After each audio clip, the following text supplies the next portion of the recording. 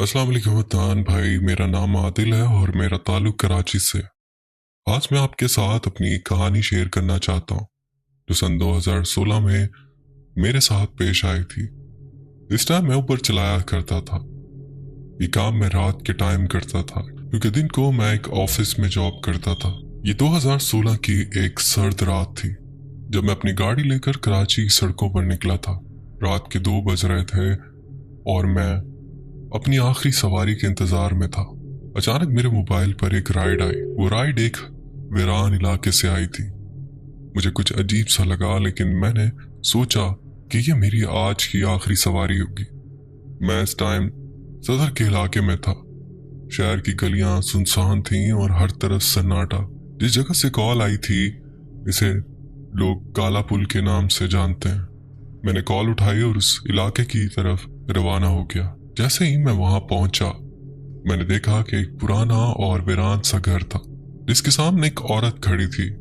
उसने काला लिबास पहन रखा था, उसका चेहरा ढांपा हुआ था। वो जगह इतनी अजीब और वहशतनाक थी कि मैं आपको बता नहीं सकता। उस जगह पर एक अजीब सा भारीपन था। चारों तरफ अंधेरा ही अंधेरा था। उस घर के बाहर बस एक येलो बल्ब लगा हुआ था जिसकी हल्की फुल्की रोशनी सिर्फ चंद कदमों तक ही जा रही थी। एक दफा तो मेरा दिल दहल गया था उस जगह उस औरत को देखकर, क्योंकि वो औरत इस तरह से खड़ी थी जैसे कोई डमी हो। खैर, मैंने हिम्मत करके गाड़ी रोकी और विंडो नीचे की।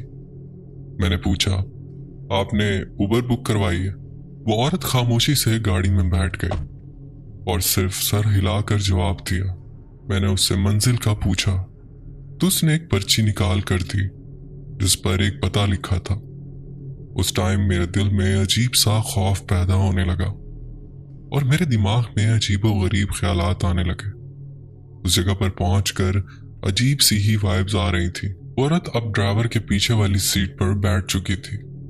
मैंने अल्लाह का नाम लिया और गाड़ी चलाना शुरू की। उसकी गाड़ी में बैठते ही मुझे ऐसा लगा जैसे गाड़ी में ठंड की शिद्दत बढ़ गई है।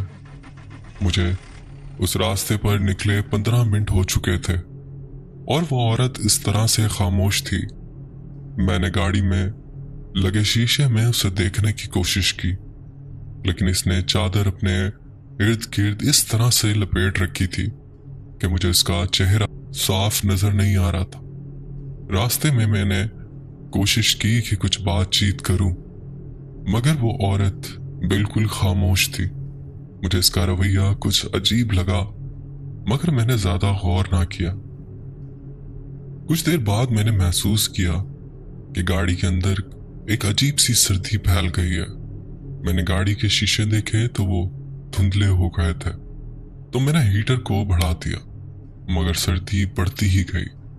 मैंने एक दफा फिर औरत से बात करने की कोशिश की, क्या आपको सर्दी लग रही है? मगर इसने कोई जवाब नहीं दिया। ऐसा लग रहा था जैसे वो किसी दूसरी दुनिया में हो। और फिर गाड़ी अचानक ही एक झटके से बीच सड़क में ही रुक जाती है। मैं इसे दोबारा से स्टार्ट करता हूँ, लेकिन गाड़ी करंट पकड़ ही नहीं रही थी। 3 से 4 बार ट्राई करने पर भी जब गाड़ी स्टार्ट ना हुई तो मैंने सोचा कि मैं बाहर निकलकर इसे चेक करता हूँ कि क्या मसला है। आपको बताता चलूं कि वो औरत अभी भी वैसे ही खामोश थी। गाड़ी रुकने के बावजूद इसने मुझसे कोई सवाल नहीं किया कि क्या हुआ। वो बिल्कुल ऐसे बैठी थी जैसे इसे पता हो कि गाड़ी क्यों रुकी है। खैर, मैंने इसे नजरअंदाज किया और गाड़ी से निकलकर बाहर आ गया। वहां पर अजीब ही धुंध और धुआं सा था। आसपास कोई आबादी और घर नहीं था, बस आगे को जाती एक लंबी सड़क और उसके दोनों तरफ घने दरख्त। मैंने गाड़ी के बोनट खोला और इसे चेक करने लगा, लेकिन मुझे ऐसा कोई भी मसला नजर नहीं आया जिसकी वजह से गाड़ी रुक सकती थी। मैं अभी गाड़ी का बोनट खोले इसे चेक ही कर रहा था कि अचानक किसी ने मेरे कंधे पर अपना हाथ रखा। वो हाथ इतना भारी था कि मुझे ऐसा लगा जैसे मेरा कंधा उतर जाएगा। तो मैंने फौरन डर और खौफ के मारे पीछे मुड़कर देखा तो वो औरत बिल्कुल मेरे पीछे खड़ी थी। उसने अपने चेहरे को भी ढांप रखा था। मुझे बस उसकी आंखें ही नजर आ रही थी। अदान भाई मुझे बहुत अजीब लगा। मैंने जैसे ही ऊपर सर करके गाड़ी को देखा तो गाड़ी के दरवाजे बंद थे, बस मेरा दरवाजा ही खुला हुआ था। मेरा दिमाग इस टाइम बिल्कुल झुंझला गया कि अगर ये गाड़ी से उतरकर बाहर आई है तो दरवाजा खुलने और बंद होने की आवाज क्यों नहीं आई। कि अचानक वो मुझसे बोलती है, गाड़ी स्टार्ट करो, ये स्टार्ट हो जाएगी।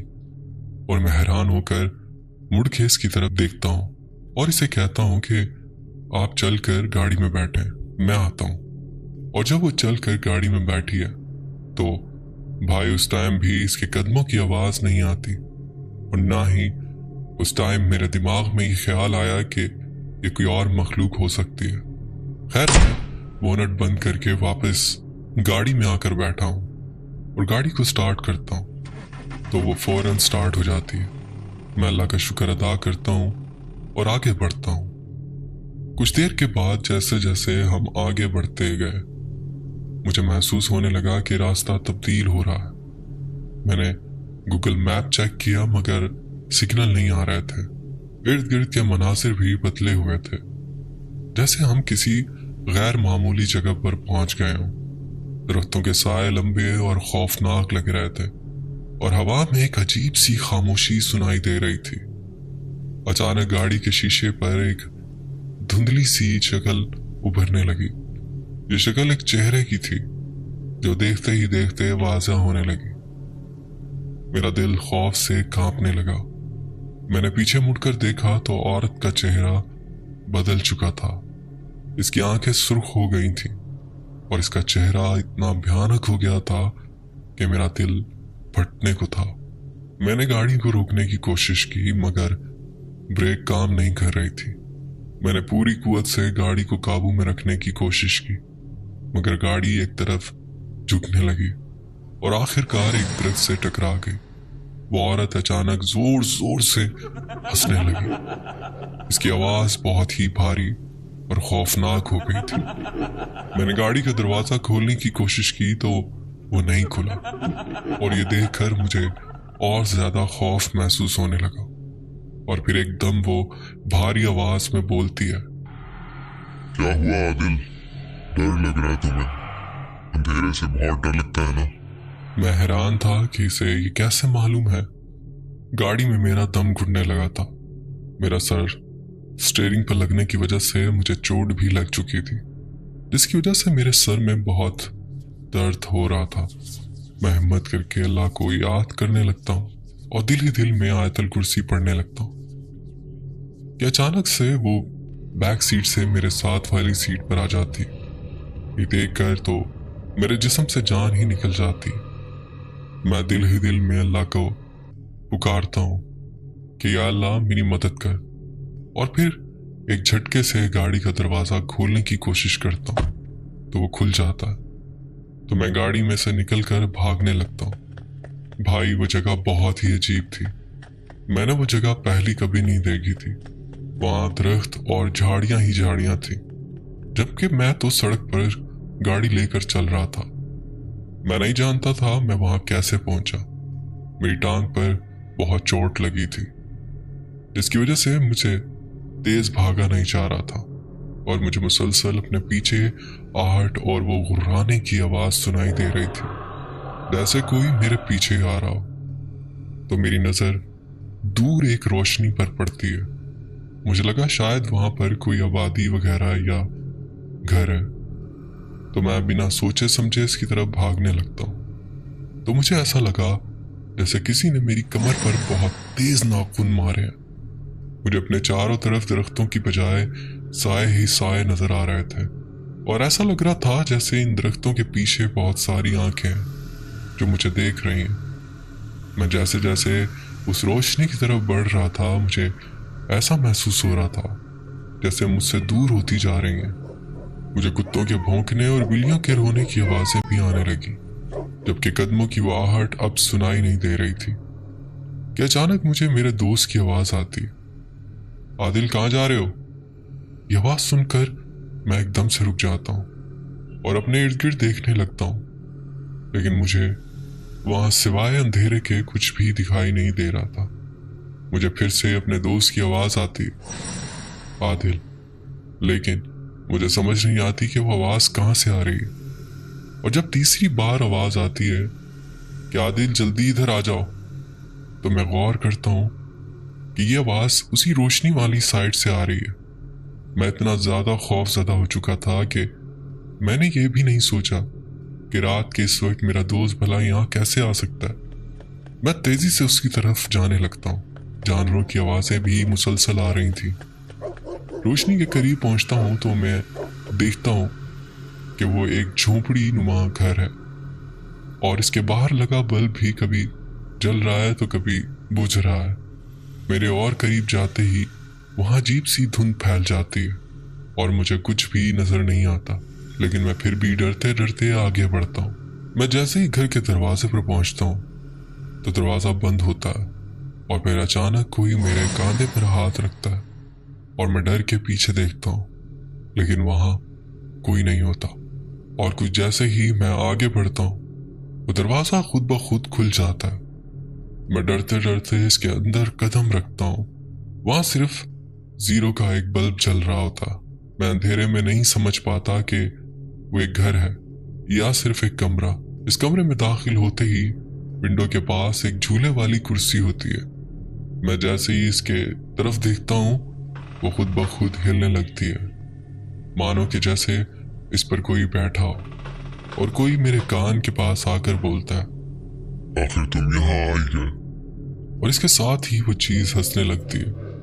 मैं जैसे ही बाहर भागने के लिए दरवाजे की तरफ बढ़ता हूँ तो वो दरवाजा खुद ही बंद हो जाता है और कमरे में लगा वो जीरो का बल्ब भी। ये देखकर मेरी रूह तक कांप जाती है। मुझे ऐसा लगता है जैसे अंधेरे में से कोई रेंगता हुआ मेरी तरफ आ रहा है। ये फील करके खौफ की एक लहर मेरे पूरे जिस्म में दौड़ जाती है। उस टाइम मुझे समझ नहीं आता मैं क्या करूं। मुझे कोई भी रास्ता दिखाई नहीं दे रहा था। मुझे वैसे ही अंधेरे से बहुत खौफ आता था और ऊपर से ये सारी सूरत हाल, मेरी तो जान लबों पर आ चुकी थी। तो मैं खौफ और डर के मारे चिल्लाकर कहता हूं कि कौन हो तुम और क्यों मेरे पीछे पड़े हो? मुझे जाने दो यहां से, मैंने तुम्हारा क्या नुकसान किया? तो बहुत ही ऊंची और भयानक हंसी की आवाज आती है। ऐसा लग रहा था जैसे कोई मुझे इतना खौफजदा देखकर बहुत ही एंजॉय कर रहा है। और बहुत ही भारी आवाज में मुझे कहा जाता है कि तुम मुझसे बचकर भाग नहीं सकते। मेरे हाथ दरवाजे पर ही थे और मैं मुसलसल इसे खोलने की कोशिश कर रहा था। मुझे मगर ऐसा लग रहा था जैसे कोई मेरे आसपास रेंग रहा है। ये चीज महसूस करके मुझे अपने जिस्म पर चूटियां चलती हुई महसूस हो रही थी। मेरे जिस्म के रोंगटे खड़े हो चुके थे और मुझे बहुत सारे लोगों की सरगोशियां सुनाई दे रही थी। ऐसा लग रहा था जैसे वहां बहुत ज्यादा हजूम है। फिर अचानक एक झटके के साथ दरवाजा खुलता है और मैं पीछे की तरफ गिरता हूँ। यही सेकंड्स थे जब मैं तेजी से बाहर की तरफ भागता हूँ। मुझे अंधेरे में सिमत का कोई अंदाजा नहीं हो रहा था कि मैं किस तरफ जा रहा हूँ। मुझे अपने पीछे बहुत से लोगों के कदमों की आवाज आ रही थी और एक भयानक हंसी जो मुसलसल मेरा पीछा कर रही थी। मैंने उस आवाज से बचने के लिए अपने कानों पर हाथ रख लिए और मुसलसल भागता रहा। 10-15 मिनट भागने के बाद मैं फिर से उसी घर के सामने पहुंच गया था। देखकर ही मेरे होश उड़ गए थे कि इतने में घर के अंदर से आवाज आती, तुम जो भी कर लो, यहाँ से भाग नहीं सकते। उस टाइम मुझे अंदाजा हो चुका था शायद मैं किसी लूप में फंस चुका हूं। मैंने आयतल कुर्सी और कुरानी आयात का विर्द करने की कोशिश की तो मैं सब कुछ बीच में ही भूल रहा था। फिर मैंने हिम्मत की और अपने ईमान को मजबूत रखा और एक आखिरी बार अपनी पूरी ताकत लगाकर जोर से आयतल कुर्सी पढ़ने लगा और भागना शुरू कर दिया। जैसे जैसे मेरी आयतल कुर्सी कंप्लीट होती जा रही थी मुझे ऐसा लग रहा था जैसे वो आवाजें मुझसे दूर होती जा रही हैं। मैं नहीं जानता कि उसके बाद मैं कितनी देर तक भागता रहा क्योंकि मैं बिल्कुल भी अपनी हवास में नहीं था। और फिर अचानक मैं सामने से आने वाली एक तेज रोशनी के साथ टकरा गया और उसके बाद मुझे कोई होश नहीं रहा।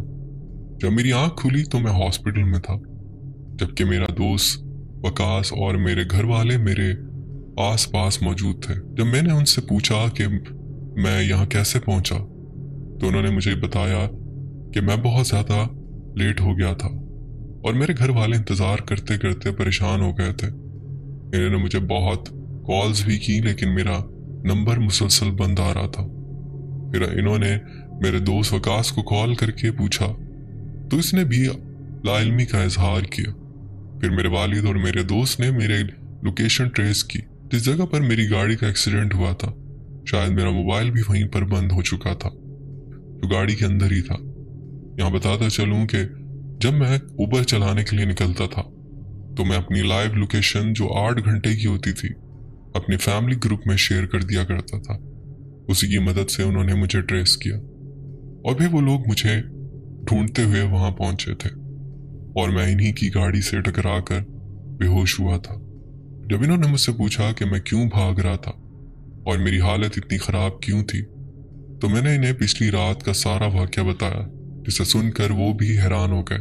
इन्होंने मुझे बताया कि वहां पर ना तो ऐसी कोई दरख्तों वाली जगह है और ना ही दूर दूर तक कोई घर है। जब इन्हें यकीन दिलाने के लिए अपने मोबाइल की कॉल हिस्ट्री इन्हें दिखाई, तो वहां पर 12 बजे के बाद कोई कॉल शो ही नहीं हो रही थी। ये देखकर मैं हैरान रह गया, जबकि मैंने पूरे होश और हवास में उस सवारी की कॉल रिसीव की थी। खैर, मैं डिस्चार्ज होकर घर आ गया और मैंने रात को उबर चलाना छोड़ दिया। लेकिन ये सिलसिला यहाँ पर रुका नहीं, बल्कि इसके बाद भी कुछ वाकयात होते रहे। उस वाकये के कुछ महीने बाद मुझे कुछ और अजीबोगरीब तजुर्बात का सामना करना पड़ा। मैंने महसूस किया कि घर में भी कुछ अजीब चीजें हो रही हैं। रात को अक्सर ऐसा लगता कोई मेरे कमरे में मौजूद है, जबकि मैं अकेला होता था। एक रात मुझे नींद नहीं आ रही थी। मैं बिस्तर पर लेटा हुआ था कि अचानक मुझे कमरे के कोने में एक साया दिखाई दिया। ये साया बिल्कुल वैसा ही था जैसा उस दिन उस रात गाड़ी में देखा था। मेरा दिल जोर जोर से धड़कने लगा। मैंने आंखें बंद कर ली और दुआ पढ़ने लगा। मैंने दोबारा आंखें खोली तो साया गायब हो चुका था, मगर मुझे ऐसा लगा कि वो साया अभी भी मेरे आस पास है। मैंने अपने दोस्त वकास को बुलाया और इसे सब कुछ बताया। वकास ने मुझे मशवरा दिया कि मैं किसी आलिम या पीर से रुजू करूं। मैंने वकास की बात मान ली और एक मारूफ पीर से मुलाकात की। पीर साहब ने मुझे बताया कि मेरे साथ जो कुछ हो रहा है वो एक बदरू की कारस्तानी है। इन्होंने मुझे कुछ दम किया हुआ पानी और तावीज़ दिए और कहा मैं इन्हें अपने घर में रखूं। मैंने पीर साहब की हिदायत पर अमल किया और कुछ दिनों बाद मेरी हालत बेहतर होने लगी। कभी कभी हमें ऐसी चीज़ों का सामना भी करना पड़ता है जो हमारी अकल से बाहर होती है।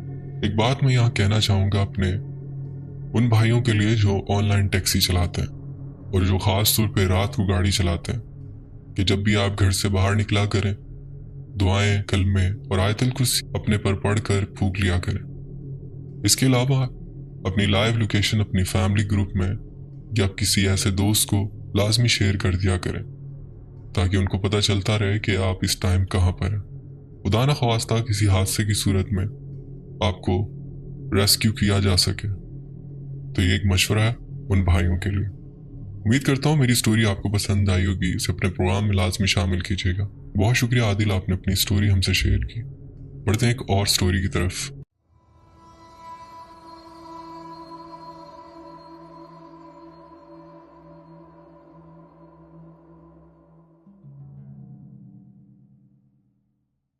अस्सलाम वालेकुम अदनान भाई, उम्मीद करता हूँ आप खैरियत से होंगे।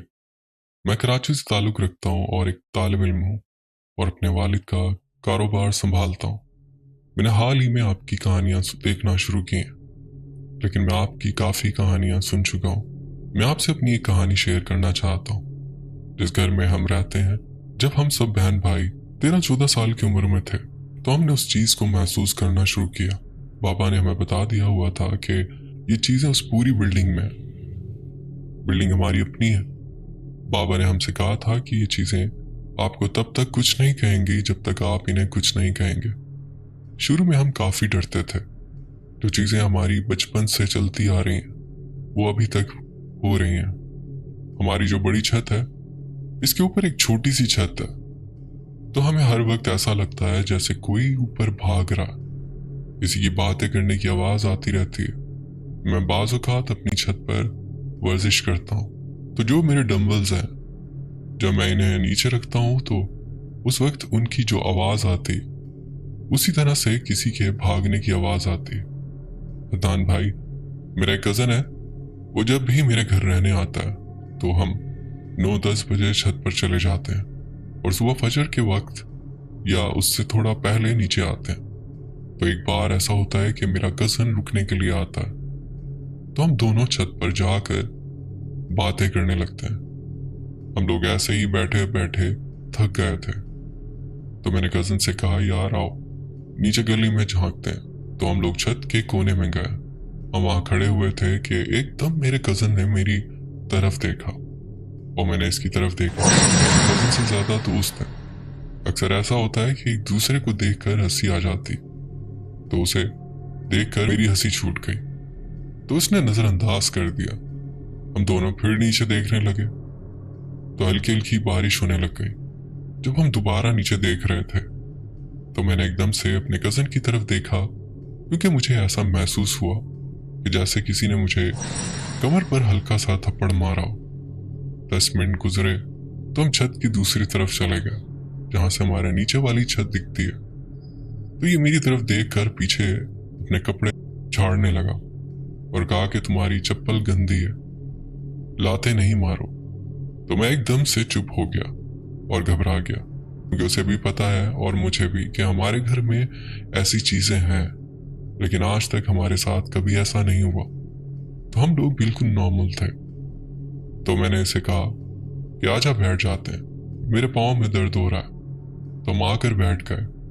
हम लोग बातें कर रहे थे कि उसने मुझसे पूछा कि आपके बड़े भाई आ गए हैं क्या? हमारी दुकानें हैं तो मेरे बड़े भाई रात को वहां से लेट आते हैं। मैंने कहा कि हो सकता है आ गए हो, तुम क्यों पूछ रहे हो? तो वो कहता है कि मुझे ऐसा लगा है जैसे कोई छत पर आया। पहले तो मैं चुप कर गया, क्योंकि मेरे भाई थके हुए आते हैं और खाना खाकर सोने की करते हैं। फिर मैंने कहा कि हाँ यार हो सकता है भाई आ गए हो। अभी हम बैठे ही हुए थे कि उसने कहा कि मुझसे नहीं बैठा जा रहा, मैं टहलता हूँ। तो मैंने कहा कि ठीक है तू टहल ले, और मैं मोबाइल चलाने लग गया। तो ये एकदम मुझसे कहता है कि यार मैंने तुम्हें रख कर थप्पड़ मारना है। मैंने कहा क्यों, क्या हुआ? अब क्या कहा है मैंने तुमसे? तो वो बोला कि पहले हम खड़े थे तो तुम मुझे लाते मार रहे थे और अब तुमने मुझे पत्थर मारे हैं। जबकि अदनान भाई मैं आपको बताता चलूं कि हम अपनी छत की सफाई रखते हैं और हमारी छत पर कोई पत्थर नहीं है। तो मैंने इसे कहा कि आजा लाला नीचे चलते हैं। तो इसने कहा कि नहीं, हल्की हल्की फुहार हो रही है, मजा आ रहा। ये गाने सुन रहा था। मैंने कहा लाला मैं नीचे जा रहा हूँ, मान जाओ तुम भी आ जाओ। मैंने इसे कई बार कहा लेकिन इसने मेरी बात नहीं मानी। फिर मैंने इसे झूठ बोला, मुझे बड़े भाई की कॉल आई है, वो कह रहा है कि मैं खाना लेकर आया हूँ, आकर खा लो। तो जब हम लोग नीचे अपने कमरे में आए तो ये मुझसे कहता है कि तू मुझे झूठ बोलकर नीचे क्यों लाया? तो फिर मैंने इससे कहा यार देख, ना तो मैंने तुझे लाते मारी है और ना ही पत्थर। तो ये यहाँ थोड़ा सा घबरा गया और इसने मुझसे कहा कि तुमने पहले क्यों नहीं बताया? तो मैंने कहा कि यार मुझे मुनासिब नहीं लगा। भाई मेरे कमरे में आकर कोई लड़की, हत्ता कि मेरी आपी भी आ जाए तो मैं बहुत अनकंफर्टेबल महसूस करता हूँ। तो एक दिन ऐसे ही मैं उठा और अपनी छत पर चला गया। तो मैं ऊपर बैठकर इंस्टाग्राम इस्तेमाल कर रहा था। तो जब मैं चारपाई पर दीवार के साथ टेक लगाकर बैठा हूँ तो मेरे राइट साइड पर 2-3 कदम के फासले पर सीढ़ियां थी नीचे जाने के लिए। मुझे लगा यहाँ कोई खड़ा हुआ है। मैंने देखा तो कोई नहीं था। फिर मुझे यही महसूस हुआ और जब मैंने देखा तो कोई नहीं। 4 से 5 दफा यही हुआ। मैंने वहां पर अपना जहन बनाया कि अगर आप अपने सामने देखें तो आपको पता चलता है कि आपकी लेफ्ट साइड पर क्या चीज है और आपकी राइट साइड पर क्या चीज है। तो मैंने यही जहन बनाया कि जब भी मुझे महसूस होगा तो मैं बिल्कुल सामने देखूंगा, और फिर मैं अचानक बहुत स्पीड से उस तरफ देखूंगा। तो मैं अपना मोबाइल चला रहा हूं, मुझे कुछ महसूस नहीं हुआ, तो ये चीज़ मेरे दिमाग से निकल गई। और फिर जब अचानक मुझे महसूस हुआ तो मैं उस तरफ देखने लगा, लेकिन अचानक मेरे दिमाग में मेरी बात आ गई। मैंने मोबाइल ऐसे ही चलने दिया, क्योंकि जब पहले मुझे महसूस हो रहा था तो मैं अपना मोबाइल रोक रहा था। तो मैंने अचानक सामने देखा तो मुझे महसूस हुआ कि राइट साइड पर सीढ़ियों के पास कोई खड़ा है। और जब मैंने एकदम गर्दन घुमाकर राइट साइड पर देखा तो मेरे रोंगटे खड़े हो गए। अगर वहां पर कोई नॉर्मल इंसान होता तो मेरी नजर सीधी उसके चेहरे पर पड़ती। मैंने वहां देखा तो मुझे सिर्फ पाँव नजर आए। वो पाँव भी मैंने ऐसे देखे कि पाँव के दरमियान जो गैप होता है मुझे वो नजर आया। हमारे ऊपर वाली छत पर एक ही सफेद रंग की लाइट है, और जब मैंने उन टांगों को फॉलो करते हुए ऊपर देखा तो अगर मैं उस मखलूक के साथ खड़ा हो जाऊं तो मैं उसके घुटनों तक आऊंगा। मैंने देखा उसने अपनी बैली पर हाथ बांधा हुआ था। वो एक फीमेल थी और वो सिर्फ मुझे देख रही थी। मैंने सिर्फ इनको 3 सेकंड के लिए देखा, और इसके बाद जैसे ही मैंने अपनी पलकें झपकाई तो अचानक सब कुछ नॉर्मल हो गया। वो बिल्कुल जेट ब्लैक थी और इनकी आंखें गोल थी और बिल्कुल सफेद थी, और मुझे ऐसा महसूस हुआ कि जैसे लड़कियां अपने चेहरे पर स्कार्फ से हिजाब करती हैं, इन्होंने वो किया हुआ था। जब वो गायब हुई तो मैं एकदम नीचे अपने मोबाइल की तरफ देखने लगा। मैंने अपना मोबाइल रखा और सबसे पहला अल्लाह का नाम लिया और आयतुल कुर्सी और 4 कुल पढ़ने लगा। तो मैंने ऊंची आवाज में एक दरख्वास्त की कि हाँ, जो भी है, मैं मानता हूं कि ये वक्त आपका होता है। हो सकता है इस वक्त मैंने आकर आपको डिस्टर्ब कर दिया हो, जिसके लिए मैं माफी चाहता हूं। मैंने ऐसी कोई हरकत नहीं की, लेकिन फिर भी अगर आपको मेरी कोई चीज बुरी लगी हो तो मैं इसके लिए माफी चाहता हूं, और मैं आपसे एक गुजारिश करता हूं, आप मुझे इतना रास्ता दे दें कि मैं नीचे अपने घर चला जाऊं। 5 मिनट इंतजार किया, हिम्मत नहीं हो रही थी। दिमाग कह रहा था कि बैठे रहो, दिल कह रहा था कि उठो और भागो, हो सके तो छत से ही कूद जाओ। तो मैं उठा। अदनान भाई नजरें झुका के नीचे जा रहा था। तो सीढ़ियां उतर के हमारी नीचे वाली छत पर 2 कमरे हैं, वो शेड के अंदर है। सीधा उतरते वक्त एक बड़ा सा गैप है जिससे अंदर दिखता है। तो उतरते वक्त ऐसे ही मेरी अंदर नजर पड़ गई, वहां भी लाइट थी।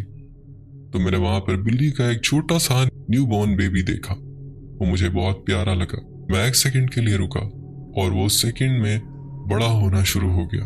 जब मैंने ये देखा तो दिल और दिमाग ने एक ही बात की कि अब भागो। 2 सीढ़ियां थी 9 स्टेप्स की।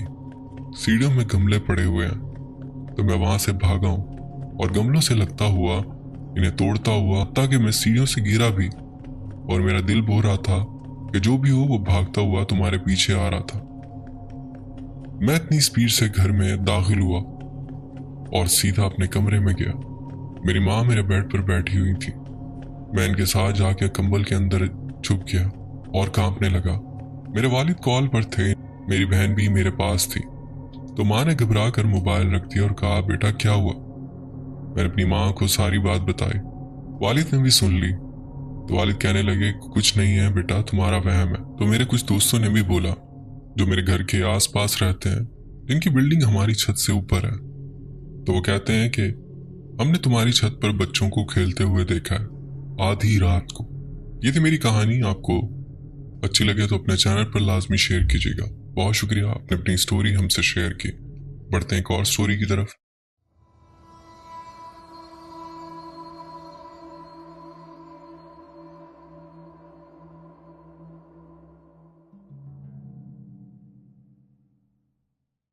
अस्सलाम वालेकुम अदनान भाई, उम्मीद है आप खैरियत से होंगे। मेरा नाम अस्मा है और मैं कराची की रहने वाली हूँ। मास्टर्स की तालीम मुकम्मल करने के बाद मुझे अपने पैरों पे खड़े होने का शौक था और मैंने नौकरी की तलाश में हर जगह अपनी CV जमा करवाई, लेकिन बदकिस्मती से मुझे कहीं से जवाब नहीं आया, जिसकी वजह से तजुर्बे का ना होना था मेरी कज़न सोशल हेल्थ में सुपरवाइजर थी और इनके इदारे में एक कम्युनिटी वर्क की पोस्ट खाली थी।